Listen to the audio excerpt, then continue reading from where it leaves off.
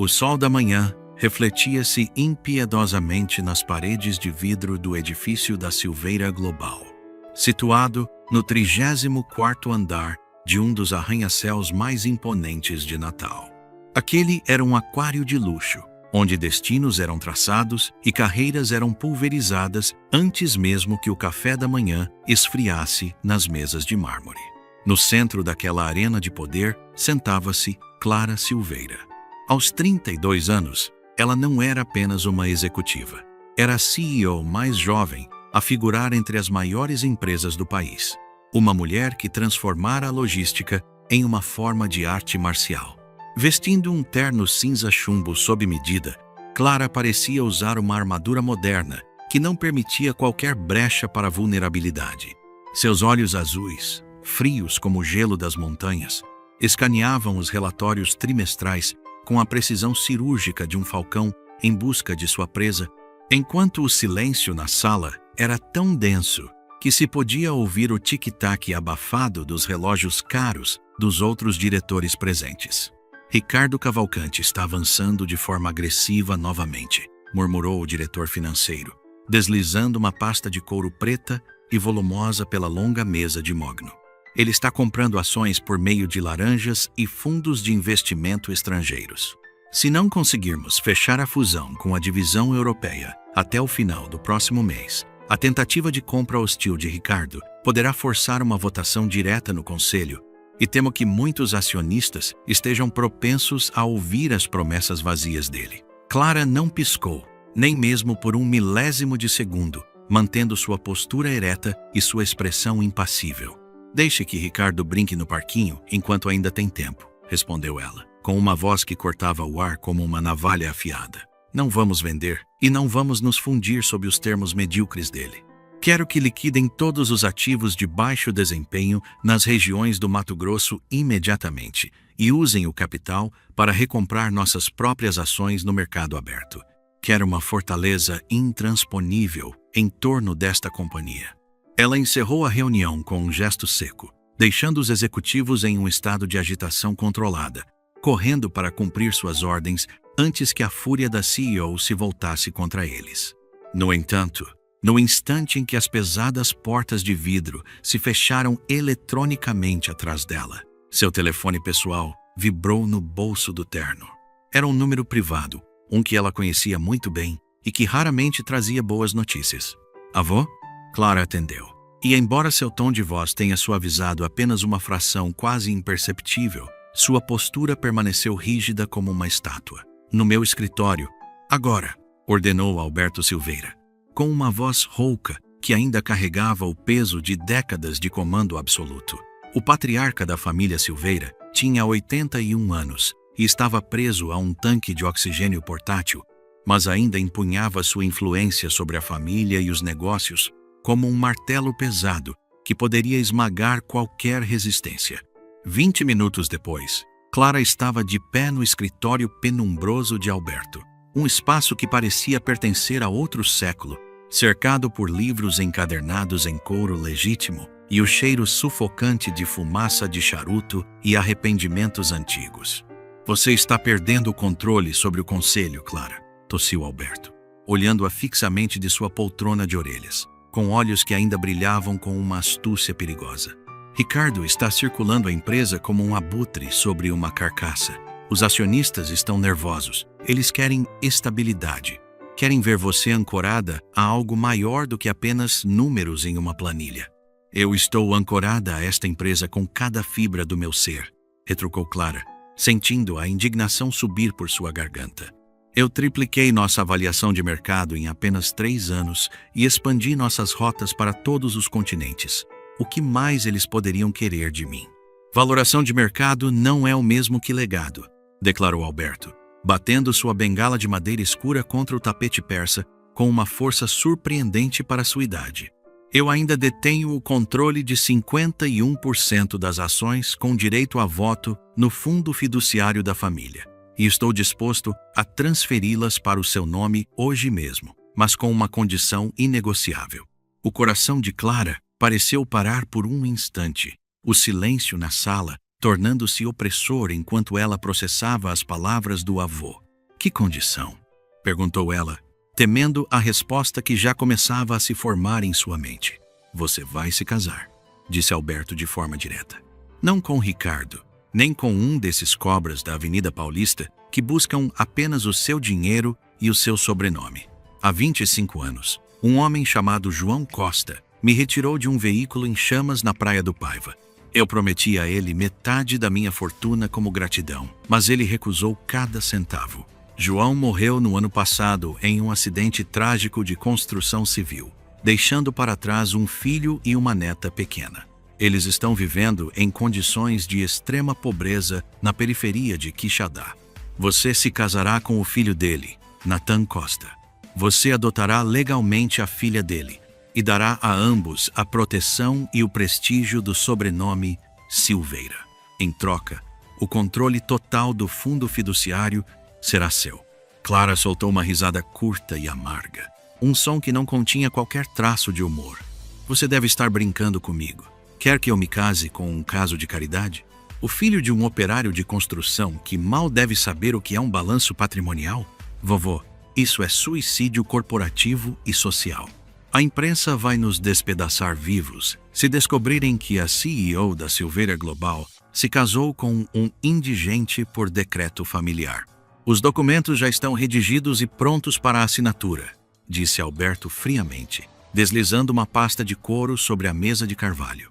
Case-se com Natan Costa até sexta-feira, às 6 horas da tarde, ou eu venderei meus 51% das ações diretamente para Ricardo Cavalcante, e você poderá assistir de camarote enquanto ele destrói tudo o que você construiu. O silêncio que se seguiu foi ensurdecedor, quebrado apenas pelo chiado baixo do tanque de oxigênio de Alberto. Clara olhou para a pasta, sentindo as paredes de seu império se fechando ao seu redor de forma inevitável. Ela havia sacrificado sua juventude, sua vida pessoal e sua paz de espírito pela Silveira Global. Ela não podia permitir que tudo caísse nas mãos de Ricardo. Tudo bem, sussurrou ela, com a voz carregada de um veneno contido. Onde ele está? 2 horas depois, o elegante Maybach preto de Clara estacionou diante de um prédio de tijolos aparentes e desgastados, situado no coração de um dos bairros mais negligenciados e empoeirados de Quixadá. A rua era estreita, ladeada por lixeiras transbordando e carros enferrujados que pareciam não se mover há décadas. Clara saltou do veículo, o som de seus saltos altos de designer estalando contra o asfalto rachado, fazendo aparecer uma criatura de outro planeta naquele ambiente hostil. Seu guarda-costas Danilo seguia-a de perto, seus olhos escaneando o ambiente em busca de qualquer ameaça potencial. Ela subiu 3 lances de escadas que cheiravam a cerveja choca e comida requentada, parando finalmente diante da porta do apartamento número 3B. Ela bateu com firmeza, sentindo uma mistura de nojo e determinação que raramente experimentava em suas reuniões de diretoria. A porta rangeu ao abrir, revelando um homem que parecia ter sido esculpido pelo próprio cansaço físico e mental. Natan Costa era alto, de ombros largos e estava coberto de graxa de motor, com manchas escuras impregnadas em suas mãos grandes. Ele vestia uma camiseta cinza desbotada e jeans rasgados pelo uso contínuo. Seu cabelo escuro estava bagunçado, caindo sobre olhos verdes profundos e marcantes que mantinham uma quietude perturbadora, como se ele já tivesse visto o pior que o mundo tinha a oferecer e não estivesse mais disposto a se impressionar. Ele não pareceu intimidado pela bilionária impecável parada em seu corredor. Em vez disso, ele apenas parecia profundamente exausto, como se carregar o mundo nas costas fosse sua rotina diária. "Posso ajudá-la?" perguntou ele, com uma voz que era um barítono profundo e levemente rouco. "Você é o Natan?" perguntou Clara, seu nariz enrugando ligeiramente, com o cheiro penetrante de óleo de motor e desinfetante barato que vinha do interior do apartamento. Antes que ele pudesse responder, uma menininha com Marias Chiquinhas bagunçadas e um dente da frente faltando espiou por trás de suas pernas, segurando um coelho de pelúcia surrado contra o peito. "Papai, ela é a moça bonita que aparece na televisão?" perguntou a criança com uma curiosidade inocente. Natan, gentilmente, empurrou a menina de volta para dentro com um gesto protetor. Vá ver seus desenhos, Lorena. Me dê apenas 1 minuto, querida. Ele voltou sua atenção para Clara, cruzando os braços fortes sobre o peito. Quem quer saber? Perguntou ele, mantendo o olhar firme no dela, sem vacilar diante do poder que ela emanava. Eu sou Clara Silveira, a neta de Alberto Silveira, declarou ela, esperando algum tipo de reação de surpresa ou deferência. Mas a expressão de Natan não mudou 1 milímetro sequer. Ele apenas limpou as mãos sujas de graxa em um trapo velho que pendia do bolso. Alberto, certo, murmurou ele. Ele disse que você viria em algum momento. Então você sabe perfeitamente por que estou aqui, não é? Disse Clara, entrando no apartamento apertado sem ser convidada. A mobília era nitidamente de segunda mão e o papel de parede estava descascando nos cantos, mas o lugar era obsessivamente limpo e organizado. Deixe-me ser perfeitamente clara, Sr. Costa. Isso é estritamente uma transação comercial. Você assinará um acordo pré-nupcial rigoroso e receberá uma mesada mensal de R$50 mil para suas despesas pessoais. Sua filha será matriculada na melhor escola particular de Natal, com todas as despesas pagas. Em troca, você fingirá ser meu marido devoto em eventos públicos, não interferirá na minha vida privada e, acima de tudo, ficará fora do meu caminho o tempo todo, afirmou Clara, esperando que ele aceitasse a oferta imediatamente. Natan encostou-se no batente da porta, observando-a com um olhar calmo e penetrante que fez Clara se sentir inexplicavelmente desconfortável, algo que poucos homens conseguiam fazer. 50 mil por mês, repetiu Natan, com um tom de voz plano e desprovido de emoção. Não é o suficiente para o seu silêncio e cooperação? Estalou Clara, pegando seu talão de cheques na bolsa de grife. Diga o seu preço. Eu não me importo com o valor. Só preciso que isso seja resolvido o mais rápido possível para que eu possa voltar ao meu trabalho. Natan olhou para trás, para o interior do apartamento, seus olhos demorando-se em Lorena, que estava sentada em um sofá remendado, assistindo a um desenho animado antigo. Uma sombra passou por seu rosto, um flash breve e sombrio de algo incrivelmente perigoso antes de desaparecer novamente por trás da máscara do mecânico exausto. Eu não quero o seu dinheiro, senhorita Silveira, disse Natan em voz baixa. Mas Lorena precisa de um lugar seguro para crescer. Um lugar com muros mais altos do que estes aqui em Quixadá e uma segurança que eu não posso oferecer no momento. Clara franziu a testa, ignorando o peso oculto nas palavras dele e focando apenas no objetivo imediato. Minha cobertura em Natal tem segurança de última geração e uma equipe de monitoramento 24 horas por dia. Vocês estarão perfeitamente bem. Ótimo, disse Natan, jogando o trapo de graxa sobre uma mesa lateral.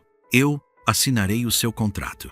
3 dias depois, o casamento foi oficializado em uma cerimônia fria e estéril, de apenas 5 minutos em um cartório local.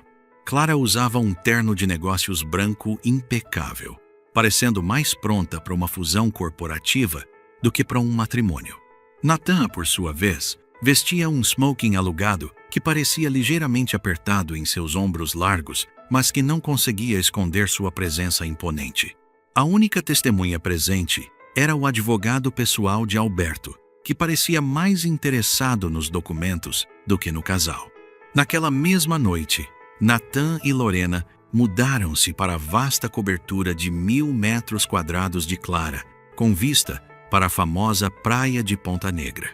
Estes são os seus aposentos, disse Clara, apontando para a ala leste do apartamento com um gesto impessoal. O quarto de Lorena é vizinho ao seu para facilitar as coisas. Eu durmo na ala oeste e espero que mantenhamos essa distância. Não cruzamos caminhos após as 9 horas da noite, sob nenhuma circunstância. A cozinha é compartilhada, mas tem um chefe particular que prepara todas as minhas refeições de acordo com minha dieta. Se precisar de algo, fale com minha assistente pessoal, não comigo, concluiu ela, tentando estabelecer as fronteiras desde o início. Lorena estava girando em círculos no enorme hall de mármore, seus olhos arregalados de admiração com o brilho das luzes. Papai, o chão é tão brilhante que parece um espelho. Podemos deslizar de meias aqui, exclamou a menina, sua risada ecoando pelo espaço minimalista. Nathan sorriu, uma expressão genuína e calorosa que transformou momentaneamente seu rosto endurecido. Cuidado, pequena. Não queremos quebrar nada neste palácio de vidro, disse ele, antes de olhar para Clara. Obrigado pelo espaço. É apenas um contrato, senhor. Costa, respondeu ela friamente, virando-se sobre os calcanhares e caminhando em direção ao seu escritório particular. Lembre-se das regras, e não teremos problemas. Durante as 2 primeiras semanas, eles viveram como fantasmas assombrando a mesma mansão luxuosa. Clara trabalhava em jornadas exaustivas de 18 horas, lutando diariamente contra a sabotagem corporativa implacável de Ricardo Cavalcanti. Suas linhas de navegação no Porto de Natal estavam subitamente presas em uma burocracia governamental inexplicável, custando-lhe milhões de reais a cada dia de atraso. O estresse estava consumindo sua saúde, mas ela se recusava a demonstrar qualquer fraqueza diante de seus adversários ou de seu novo marido, que continuava a ser um enigma para ela. Ela começou a notar coisas estranhas sobre Nathan. Apesar dos 50 mil reais mensais que ela depositava pontualmente na conta dele, Nathan nunca tocava em 1 centavo sequer do dinheiro. Ele ainda acordava às 5 horas da manhã todos os dias, mas em vez de ir para uma oficina mecânica, ele preparava o café da manhã para Lorena com um cuidado quase ritualístico. Arrumava a mochila dela para a nova escola de elite e passava horas sentado na varanda com um telefone celular simples e um caderno de couro desgastado. Clara o observava de longe, intrigada com a disciplina daquele homem que ela julgava ser apenas um operário sem ambições. Ele parecia estar sempre alerta, seus olhos escaneando o horizonte não com a curiosidade de um turista, mas com a vigilância de um sentinela que espera por um sinal. Certa noite, Clara chegou em casa mais cedo do que o habitual, lutando contra uma enxaqueca devastadora que fazia sua visão pulsar. Seu acordo com a Omnicorp, uma gigantesca fabricante de semicondutores, havia fracassado de última hora porque Ricardo Cavalcanti ofereceu um lance maior, subornando abertamente os executivos da empresa. Ela entrou na cozinha e parou bruscamente ao ver que o chefe particular não estava lá. Em vez disso, Nathan estava diante do fogão industrial, mexendo calmamente uma panela de sopa de tomate caseira, enquanto o aroma de manjericão fresco preenchia o ar. Ele vestia uma camiseta preta simples, que realçava os músculos de suas costas. O chefe teve o dia de folga por causa de um problema familiar, disse Nathan sem se virar. Lorena queria queijo quente e sopa. Tenho o suficiente para você também, se estiver com fome. Eu não como carboidratos à noite, murmurou Clara, deixando sua pasta de couro sobre a ilha de mármore com um suspiro de exaustão. Ela massageou as têmporas, sentindo a dor latejar. E eu não tenho tempo para comer agora. A Omnicorp acaba de se retirar do nosso acordo de cadeia de suprimentos. E estamos perdendo capital a uma taxa alarmante por causa disso. Nathan desligou lentamente o fogo e virou-se para encará-la, sua expressão indecifrável. A Omnicorp? Aquela filial que opera no porto de Swap? Perguntou ele com uma casualidade que irritou Clara. Ela soltou uma risada amarga, balançando a cabeça. Sim, essa mesma. Não que você fosse entender a complexidade disso, Nathan. São políticas corporativas de alto nível, não um carburador quebrado que se conserta com uma chave inglesa. Nathan não reagiu ao insulto direto, mantendo sua calma imperturbável. Ele apenas colocou um sanduíche de queijo quente em um prato, cortou as crostas para Lorena e o colocou sobre o balcão. Políticas corporativas geralmente se resumem a quem tem a maior alavancagem sobre o outro, comentou ele calmamente. Quem é o CEO da Omnicorp atualmente? Victor Holanda? Victor Holanda, corrigiu Clara, cansada demais para se perguntar como ele sabia o nome do executivo. Ele está totalmente no bolso de Ricardo Cavalcanti agora. Entendi. Holanda, murmurou Nathan, limpando as mãos em uma toalha. Com licença, preciso fazer uma ligação rápida para verificar como estão as coisas na oficina onde eu trabalhava. Ele caminhou em direção ao terraço gelado, fechando a porta de vidro atrás de si. No momento em que a porta de vidro se selou, a postura de Nathan mudou drasticamente. O mecânico cansado e curvado desapareceu instantaneamente, dando lugar a um homem cuja coluna era reta como uma lança e cujos ombros emanavam um poder absoluto. Seus olhos verdes tornaram-se frios e predatórios, refletindo as luzes da cidade de Natal lá embaixo. Ele discou um número criptografado de 12 dígitos em seu telefone descartável, que foi atendido no primeiro toque. "Senhor", disse uma voz britânica, nítida do outro lado da linha.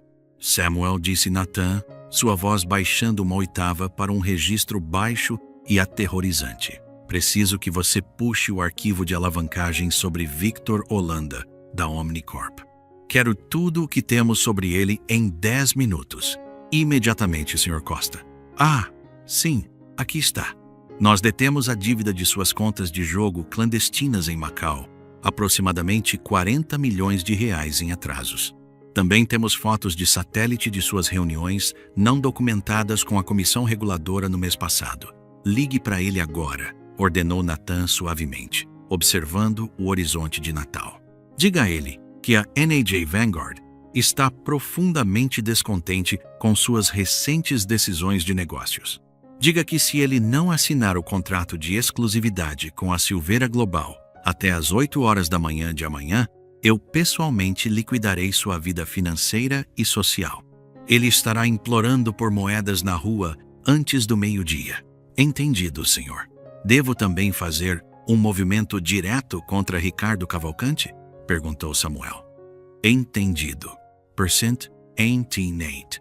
"Ainda não", respondeu Nathan, seus olhos estreitando-se enquanto observava Clara através do vidro que ainda massageava as têmporas na cozinha. "Deixe que Ricardo jogue suas últimas cartas. Quero ver toda a rede de influências dele antes de queimá-la, completamente até o chão." "Sim, Sr. Costa." "Como está a pequena Lorena?" "Ela está segura", disse Nathan, sua voz suavizando ligeiramente ao mencionar a filha. "A cobertura do Silveira é uma fortaleza. Quem quer que tenha ordenado o ataque contra a mãe dela ainda não nos rastreou até aqui. Manter o disfarce é nossa prioridade absoluta por enquanto." "Entendido, senhor." Nathan desligou o telefone e respirou fundo, deixando a aura aterrorizante do bilionário das sombras desaparecer, sendo substituída novamente pela imagem do mecânico dócil e silencioso. Ele voltou para dentro e disse a Clara: "A oficina está indo bem. Eles ainda precisam de mim por lá de vez em quando." Na manhã seguinte, Clara foi acordada pelo toque frenético de seu celular. Era o diretor financeiro, sua voz tremendo de excitação. "Clara, ligue a televisão no canal de notícias econômicas. Agora." Clara pegou o controle remoto, ainda tonta de sono.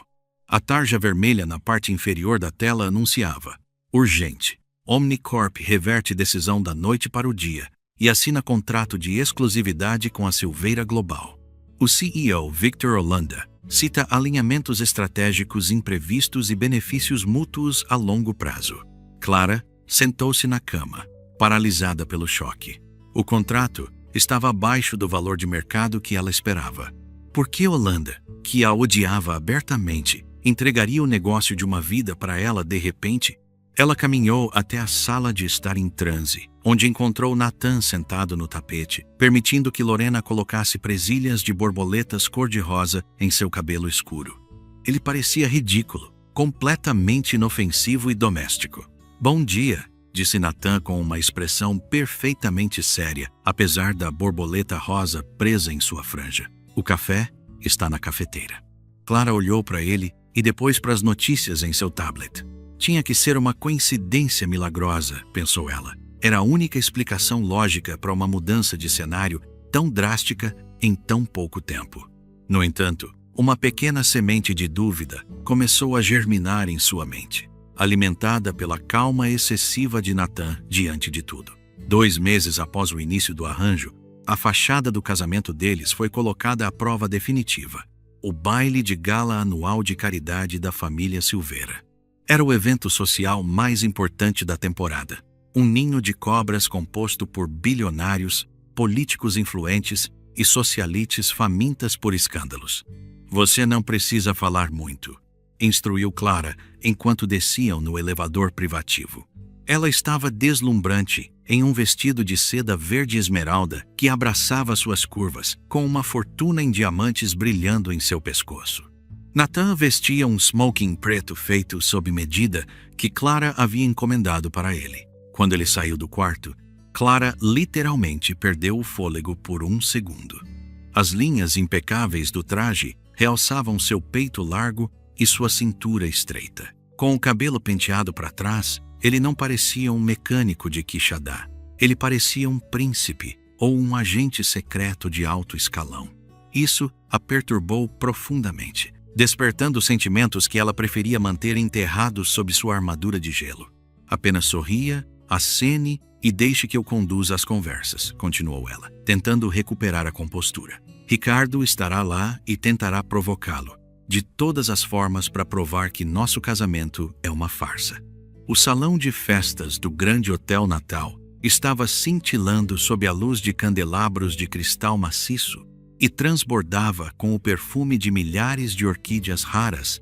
No momento em que Clara e Nathan entraram, o burburinho da sala cessou por um instante, seguido por uma cascata de sussurros e o clarão ofuscante dos flashes das câmeras. É ele? O caso de Caridade? Ouvi dizer que ela o encontrou vivendo em um cortiço, comentou uma socialite atrás de um leque. Ele se limpa bem, mas olhe para as mãos dele. São calejadas como as de um trabalhador braçal, disse outro convidado com desdém. Clara manteve o queixo erguido, seu braço entrelaçado firmemente ao de Nathan.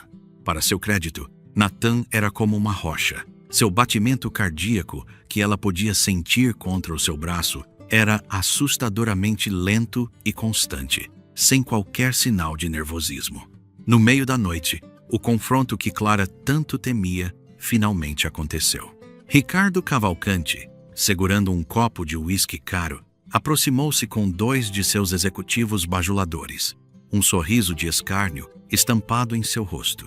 Clara, querida, você está espetacular como sempre, disse Ricardo, seus olhos percorrendo o corpo dela antes de ignorar Nathan completamente.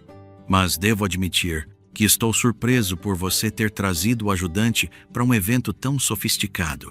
Os olhos de Clara brilharam com uma fúria contida. Ricardo, vá embora antes que eu perca a paciência. Oh, vamos lá. Eu só quero conhecer o homem de sorte que conquistou o coração de gelo da nossa CEO, zombou ele, voltando seu olhar para Nathan. Nathan, não é? Ouvi dizer que você conserta carros. Fascinante. Diga-me, você sabe ao menos o que é um derivativo financeiro? Ou só entende de trocar pneus furados na beira da estrada? Os executivos ao redor riram baixinho do insulto. Clara deu um passo à frente, pronta para retrucar, mas Nathan colocou gentilmente a mão em sua cintura, impedindo-a com um toque firme. Nathan olhou para Ricardo e pela primeira vez ele não parecia exausto. Seus olhos verdes fixaram-se nos de Ricardo com uma intensidade tal que a temperatura ao redor pareceu cair vários graus instantaneamente. Eu sei o suficiente, Ricardo, disse Nathan em uma voz baixa, suave e perigosamente calma. Ricardo soltou uma gargalhada forçada, tomando um gole de seu uísque. É mesmo? O Bentley do meu motorista tem feito um barulho estranho no motor. Talvez eu possa lhe dar R$100 para dar uma olhada sob o capô mais tarde, o que acha? Nathan não piscou. Ele estendeu a mão e, com movimentos lentos e autoritários, retirou o copo de uísque da mão de Ricardo antes que ele pudesse reagir. Nathan girou o líquido âmbar no copo, observando-o pensativamente. Em seguida, ele deu um passo à frente, invadindo o espaço pessoal de Ricardo de uma forma que o fez recuar instintivamente. Um derivativo, Ricardo, começou Nathan em um sussurro audível apenas para Clara, e o rival é um contrato financeiro cujo valor depende de um ativo subjacente. Assim como a valorização atual das ações da sua empresa depende inteiramente do relatório de lucros do terceiro trimestre que você falsificou há 2 semanas em contas nas Ilhas Cayman. O sorriso de Ricardo desapareceu instantaneamente, e toda a cor sumiu de seu rosto, deixando-o pálido como um fantasma. Como? Como você sabe disso? Gaguejou Ricardo, seus olhos vagando pelo salão em pânico absoluto. Quem lhe contou? Eu também sei, continuou Nathan, sua voz carregando o peso de uma sentença de morte, que você hipotecou a propriedade da sua própria mãe para cobrir as chamadas de margem na terça-feira passada. Se a Comissão de Valores Mobiliários recebesse uma denúncia anônima sobre as contas que você escondeu em Belize, você não perderia apenas sua empresa. Você passaria os próximos 20 anos em uma prisão federal. Nathan pressionou gentilmente o copo de volta na mão trêmula de Ricardo. Conserte seu próprio Bentley, Ricardo, disse ele com um sorriso frio e vazio, e mantenha-se longe da minha esposa. Ricardo parecia prestes a ter um colapso nervoso. Ele não disse mais uma palavra e praticamente correu para fora do salão, abandonando seus executivos e a festa, desesperado para desaparecer da vista de Nathan. Clara ficou imóvel, sua mente girando em uma velocidade vertiginosa. Ela olhou para Nathan, que já havia voltado a observar a mesa de aperitivos com um interesse leve. O que você acabou de dizer a ele? Exigiu Clara, puxando-o para um canto reservado atrás de uma coluna de mármore. Ricardo parecia que ia vomitar de terror. O que você disse? Eu apenas contei uma piada que ouvi na oficina, respondeu Nathan com um dar de ombros inocente. Não minta para mim, sibilou ela. Seus olhos desceram para a mão dele que segurava seu braço, e pela primeira vez ela realmente a observou. Sim, havia calos, mas eram precisos, como os de alguém que pratica artes marciais de alto nível. E então ela viu o relógio. Parte do acordo era que ela compraria um guarda-roupa para ele, mas ele insistiu em usar seu próprio relógio.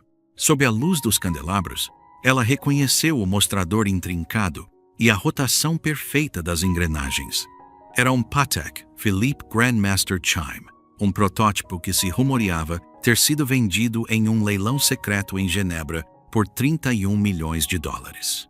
Nathan, quem é você de verdade? Na manhã seguinte ao baile, a atmosfera na cobertura estava tão carregada que se podia sentir a eletricidade no ar. Clara estava sentada na ilha da cozinha, seu café intocado esfriando rapidamente enquanto ela observava Nathan. Ele estava novamente no fogão, vestindo uma camiseta cinza surrada, virando panquecas de mirtilo para Lorena como se nada tivesse acontecido. Ele parecia o retrato perfeito de um pai doméstico, mas Clara não se deixaria enganar novamente. Ela passara a noite inteira em claro, fazendo ligações para seus contatos mais discretos.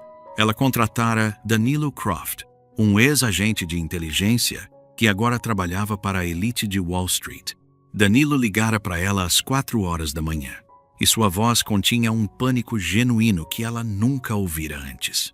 Clara, aborte a investigação agora mesmo, avisara ele. Nathan Costa simplesmente não existe nos registros oficiais. O número de CPF foi gerado há apenas 3 anos e todo o seu histórico de trabalho é uma fachada vazia.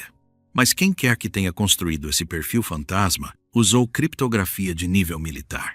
Quando tentei investigar o acidente que supostamente matou o pai dele, meus servidores foram atingidos por um ataque cibernético devastador que apagou todos os meus discos rígidos em menos de 60 segundos.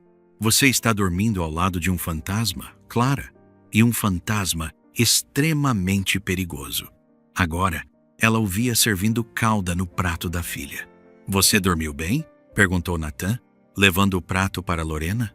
Não muito, respondeu Clara com a voz tensa. Estava ocupada demais pensando em relógios de 30 milhões de dólares. Nathan parou com a espátula no ar por um segundo e a temperatura na cozinha pareceu cair drasticamente, embora ele não tenha olhado para ela. É apenas uma réplica que comprei em uma feira popular, disse ele calmamente. Não insulte minha inteligência, retrucou Clara, levantando-se. Você aterrorizou Ricardo Cavalcante com um sussurro. Possui informações sobre contas em Belize que nem minha divisão de inteligência encontrou e meu melhor investigador diz que você não existe. Quem é você?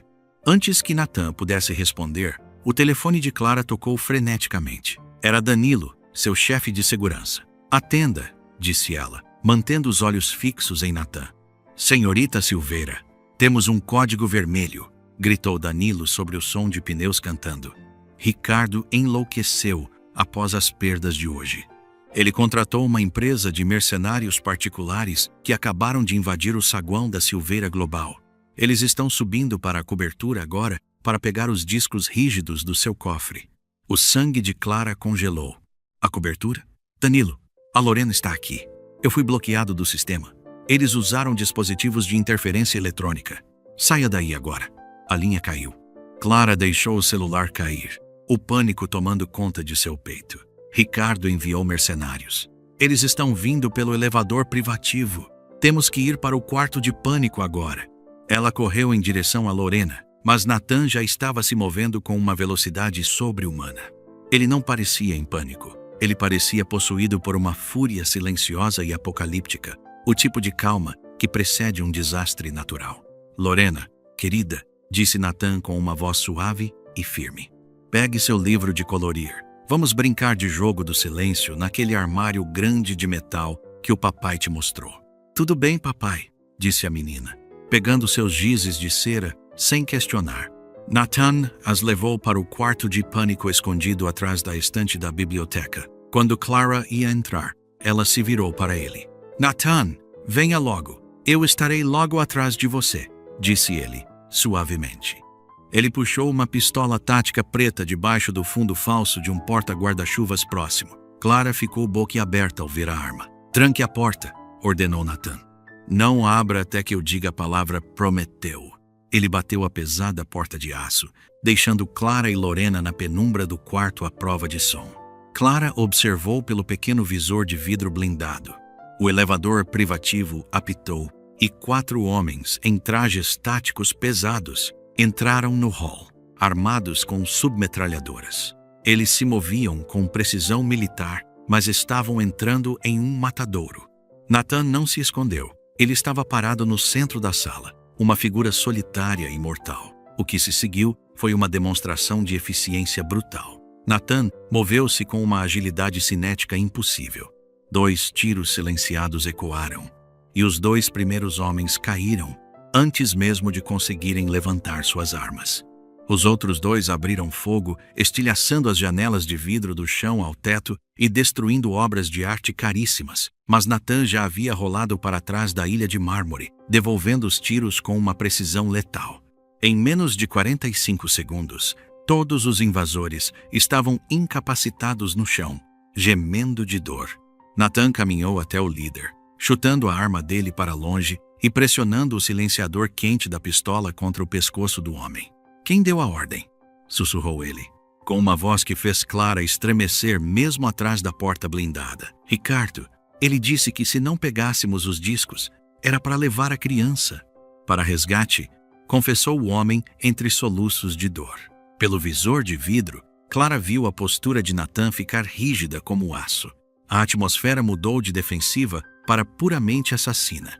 De repente, as portas estilhaçadas do terraço foram invadidas por 6 homens em ternos escuros impecáveis que desceram de rapel do telhado, garantindo o perímetro em segundos.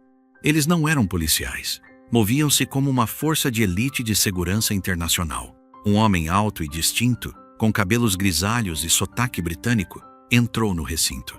Era Samuel. Perímetro seguro, senhor, disse Samuel, curvando-se levemente para Nathan. As autoridades locais foram desviadas e uma equipe de limpeza está a caminho. Devo enviar um destacamento para extrair o senhor. Cavalcante de seu esconderijo? Não, disse Nathan com autoridade absoluta. Traga-o para a sala de reuniões da Silveira Global. Quero que ele esteja respirando quando eu chegar lá. Nathan caminhou até o quarto de pânico e bateu levemente no vidro. Prometeu. Clara abriu a porta, suas mãos tremendo violentamente. Ela saiu protegendo os olhos de Lorena para que ela não visse o sangue no chão de mármore. Samuel aproximou-se gentilmente e pegou a mão da menina. Senhorita Lorena, que tal irmos ver os helicópteros no telhado? Assim que a filha foi levada, Clara voltou-se para o marido. O mecânico de mãos sujas de graxa havia morrido para sempre. Diante dela estava um rei. Meu nome não é Nathan Costa, disse ele calmamente, guardando a arma. Meu nome é Nathan Harrison Vanguard. Sou o fundador e único proprietário da NH Vanguard Holdings. Os joelhos de Clara quase cederam. A NJ Vanguard era uma entidade fantasma. O tubarão branco do mercado financeiro global. Um fundo soberano tão imenso que ditava o PIB de pequenas nações. Você é o Vanguard? Sussurrou ela, com a voz embargada pelo choque. Você é o dono dos bancos que financiam a minha empresa. Sim, respondeu Nathan, de forma simples. Mas por quê? Por que fingir ser um mecânico pobre em Quixadá e se casar comigo por uma mesada de R$50 mil quando você poderia comprar a cidade inteira com um clique? Os olhos de Nathan escureceram com uma dor profunda e sufocante. Porque há 3 anos, um cartel internacional tentou me assassinar para apagar uma dívida bilionária. Eles erraram o alvo principal e atingiram o carro da minha esposa, Sarah. Eu enterrei minha esposa em um caixão fechado e eles continuaram caçando Lorena para acabar com minha linhagem. Então, eu apaguei nossas existências, mudei nossa identidade e me escondi na pobreza para mantê-la viva. A Vanguard continuou operando das sombras através de Samuel, explicou ele. Mas seu avô, Alberto Silveira, era um dos meus mentores mais antigos. Quando ele soube que o cartel estava se aproximando da minha localização em Quixadá, ele propôs o disfarce perfeito. Quem procuraria o homem mais poderoso das finanças globais, escondido como o marido de caridade da CEO mais famosa e vigiada do país? Clara percebeu a genialidade terrível do plano. O brilho dos holofotes sobre ela era a sombra perfeita para ele se esconder. Ele forçou o casamento para proteger você, disse Clara, processando cada detalhe. Mas por que ele ameaçou entregar a empresa ao Ricardo se eu recusasse? Porque Alberto sabia que você também precisava de proteção, Clara. Ele sabia que Ricardo era perigoso e desonesto. Ele não me deu apenas um esconderijo. Ele deu a você uma espada para lutar suas batalhas. Ele deu a você, a mim. 2 horas depois, a sala de reuniões da Silveira Global estava em silêncio absoluto. As janelas panorâmicas mostravam uma Natal que não tinha ideia da mudança tectônica de poder que ocorria ali.